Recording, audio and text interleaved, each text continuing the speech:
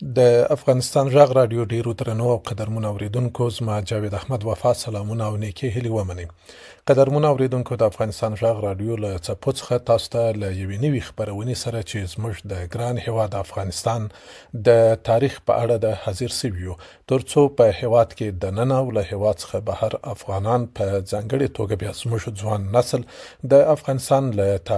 تاریخي سیمو او فرهنګ څخه په ښه توګه سره خبر کړو. موږ به په دې خپرونه کې چې د تاریخي افغانستان په نوم یادېږي د افغانستان پر تاریخ د هیواد له نوموتو تاریخ پوهانو او څېړونکو سره هر اړخیز بحث ولرو. د تاریخي افغانستان په لومړۍ خپرونه کې مو له لیکوال او څېړونکي څېړنوال ډاکټر عبدالغفور لیوال سره چې اوس په فرانسه کې میشت دی د افغانستان له تاریخ څخه مخکې دورې باندې غږېدلي یو. قدرمنو اوریدونکو، تاریخ د هر هیواد د ولس د پیژندګلوۍ تر ټولو ښه سند دی. ملتونه د هغوی له تیر تاریخ څخه پیژندل کیږي او همدا تاریخ دی چې موږ ته د تیر مهال تجربې او پیښې روښانه کوي او تر نسلونو پورې رسوي. که تاریخ نه وای نو اوس به له موږ څخه ډیر حقایق او واقعیتونه تر خاورو لاندې پټ وای او موږ به نه یوازې دا چې د هغوی له تیرو تجربو او کارنامو څخه خبر سوي نه وای، بلکې په اوسني ژوند کې به مو دا ډول بدلونونه او پرمختګونه نه وای رامنځته سوي چې په اړه یې څېړنوال ډاکټر عبدالغفور لیوال وایي. تاریخ د لغت له مخې د وخت د ټاکنې په معنا راخیستل شوی دی. دغه د مصر چاپ المعرب وایي چې تاریخ د ارخ یا ارخه د ریښې څخه د وخت په معنا ده. د همدې لغوي مفهوم له مخې کشاف اصطلاحات الفنون تاریخ په لغت کې د زمان تعریف ته ځانګړی کړی دی. وایي چې که د ارخه له ریښې نه راونیسو نو دا د زمان تعریف دی. په زړه لاتین او په تېره بیا یوناني کې یې استواري ګڼله او دا د کیسې او د تاریخ د دواړو دپاره ذکر شوی و، لکه په عربي ماخذو کې چې یو وخت کې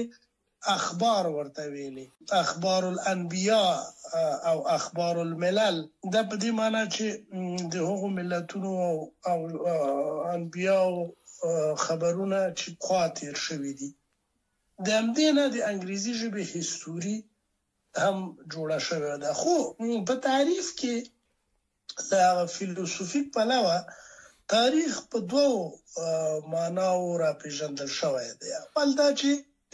تاریخ هر هغه څه چې پخوا تیر شوي دي په ټولیزه توګه د بشریت یا په ځانګړې توګه یوې انساني ټولنې په مخینه کې چې پېښ شوي دي هغه ته تاریخ وایو. دا هغه ډېر عام تعریف دی. مګر یو بل تعریف داسې دی چې تاریخ د همدغې مخینې له مخې هغه مفهوم ته وایي چې د تاریخي پیښو، حوادثو، څیرو او بدلونونو شننه او تحلیل رااخلي. په دې توګه موږ دغه څه چې د علم تاریخ په نامه پیژنو یا د تاریخ علم ورته وایو، دا هماغه د تېرې زمانې پیژندنه او علمي پلټنه ده او د پیښو عیني سرګذشت دی چې موږ ته راپیژني. ولې تاریخ فایده لري؟ څه ګټه لري؟ تاریخ په لوی سر کې دوه مصرفه لري. یو ته هویتي مصرف وایي چې د تاریخ هغه حقوقي استفاده هم پکې شاملېږي، او بل ته تجربي. د تاریخ هویتي استفاده دا ده چې انسانان او بشري کتلې خپل ځان او خپل فرهنګي هویت او خپل سابقه پیژني چې موږ څوک یو، له تباري پلوه، له ژبني پلوه، له فرهنګي پلوه، له ethnografۍ له پلوه څوک وو او کومې جغرافیې پورې مربوط یو، چې بیا وروسته کله چې هغه حقوقي مسایل چې د یوې ټولنې لپاره په تاریخ پورې اړه لري هغه د تاریخ د همدغه اړخ نه د استفادې پورې مربوطه ده. بل د تاریخ تجربي استفاده یا مصرف دی. انسانان په تاریخي توګه د خپل ګډ ژوند د بشري ژوند د تجربو محصول دی. دغه تمدن چې موږ اوس ګورو دا د انسانانو د ګډو تجربو محصول دی. دا چې دا تجربې څنګه تر دې وخت را رسیدلې دي همدغه د تاریخ تجربي اړخ دی. تاریخ کړلای شي د بشریت ټول مخینه هم بیان کړي، یعنی د ټول بشریت تاریخ، او هم کړلای شي د یوې ځانګړې جغرافي یا بشري ټولنې تاریخ راوسپړي. مثلا موږ وایو د اسلام تر راتللو وړاندې د افغانستان تاریخ چې مثلا د استاد حبیبي یو کتاب په همدې نام دی، افغانستان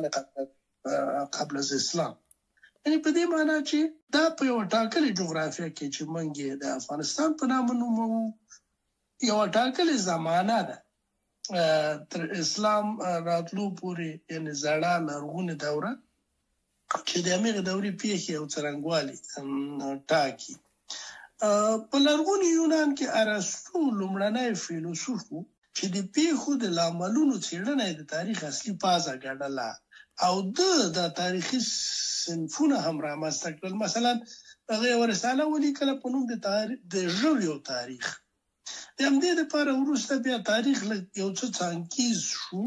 مثلا د ادبیاتو تاریخ، د علومو تاریخ او دغسې نور تاریخي تخصصي برخې رامنځته شوې. ښاغلی لیوال وایي چې د هر هېواد ولس باید له خپل تاریخ څخه په ښه ډول خبر وي، له تیرو ترخو تجربو څخه یې زده کړه وکړي تر څو بیا یې تکرار نه کړي او د ولس د ژوندون د هوساینې لپاره د رامنځته سوو نوښتونو، بدلونونو او پرمختګونو د دوام لپاره لا نور کار وکړي. تاریخ موږ ته دا راښیي چې موږ څوک یو او څوک وو او څه ډول سابقه مو درلوده، ګډ ملکیتونه مو کوم دي. کله چې موږ وایو مثلا د افغانستان د سیندونو اوبه په موږ پورې اړه لري، د افغانستان ځمکه زموږ ده، مثلا موږ وایو د افغانستان ځنګلونه زموږ ملکیت دی، د افغانستان قانونه، د افغانستان موقعیت. دا ولې وایو؟ دا تاریخ موږ ته وایي چې موږ دلته اوسېدلي یو او دا زموږ هېواد دی او دا هېواد په موږ پورې اړه لري. بل خبره دا ده چې که څوک د خپل هېواد له تاریخ څخه خبر نه وي نو هغه باید ټولې هغه تېروتنې او اشتباهات بیا تکرار کړي چې په تاریخ کې شوي دي. یعنی موږ باید له صفر نه شروع کړو، هغه تجربې چې زموږ نیکونو کړي دي. اما کله چې موږ خپل تاریخ نه خبر او موږ په دې پوهیږو چې افغانستان د کومې ناحیې نه مثلا تر ګواښ لاندې راتلی شي، کمزورۍ د جغرافیې زموږ د سیمې کومې دي، آسیبونه له کوم ځای نه راپېښېږي، موږ په تاریخي دورو کې بېلابېلو دورو کې له کومو ستونزو سره مخامخ شوي یو، موږ په تاریخ کې کوم اشتباهات او تېروتنې کړي دي چې بیا یې تکرار نه کړو، او کوم پرمختګونه مو درلودلي دي چې لا پسې پرمختګ ورکړو. دغه د تاریخ ګټې دي. ارواښاد علامه پوهاند عبدالحی حبیبي د افغانستان په لنډ تاریخ کې لیکلي چې تاریخ په عمومي ډول په دوو دورو ویشل شوی دی چې یوه له تاریخ نه وړاندې دوره او بله تاریخي دوره ده. هغه دوره چې انسان د لیک په لیکلو او موندلو نه و بریالی شوی له تاریخ نه وړاندې دوره بلل کیږي او له هغه وروسته چې لیکدود را پیدا سو تاریخي دوره بلل کیږي چې په اړه یې ښاغلی لیوال وایي. په لوی سر کې تاریخ په دوو برخو ویشل کېږي. یوه ته تر تاریخ پخوا لرغونې دوره وایي، یعنی ما قبل تاریخ چې بولي، او دا د رسم الخط یا لیک تر ظهور پخوانۍ دوره ده. د دې دورې خصوصیت دا دی چې ټول مادي میراثونه یې د لیکلي روایت پرته په خپل مادي اعتبار سره څېړل کېږي. مثلا لرغونو انسانانو په لاس باندې چې جوړ کړي دي، لومړنۍ ډبرې توږلي دي، یا مثلا دوی هغه څیزونه چې د یو مادي میراث په توګه تر موږ راپرېښي دي مثلا په خام او په خاطه باندې څه وسایل جوړ کړي دي یا د لوړ ډبرو په مخ انځورونه کړي دي د هډوکو کودیو د ونو پوټکو د ژویو پوستونو باندې چې دوی خپل ورځنی استفادې لپاره یو څه جوړ کړي دي دا لدينا د لرغونپوهنې په ځانګړي میتودونو باندې موږ ویدل شو چې دا کومه دوره پورې اړه لري او بیا دغه دورې مطالعه کوو مګر بل دوره تاریخي دوره د انسان په لاس د انسان په وسیله د خط تر رامنځته کېدو وروسته شروع کېږي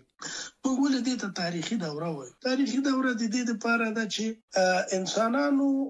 خپل سرګذشت لیکلی دی او په دې باندې استناد ډیر کېدلی شي په دې باندې اعتماد ډیر کېدلی شي ځکه دا د انسانانو لیکلي اسناد دي لومړنۍ کتیبې لومړنۍ خټینې لوحې میخي خط هیروغلیف خط او نور هغه خطونه چې ډیر پخوا په زاړه بین النهرین یا اوسنی عراق کې یا په آشوري مدنیت کې آشوري مدنیت کې لیکل شوی دي او بشریت تر لاس ورغلي دي د دین وروسته تاریخي دوره شروع کیږي البته یو بل ډول ویشم دی د انسانانو د تاریخ چې وایي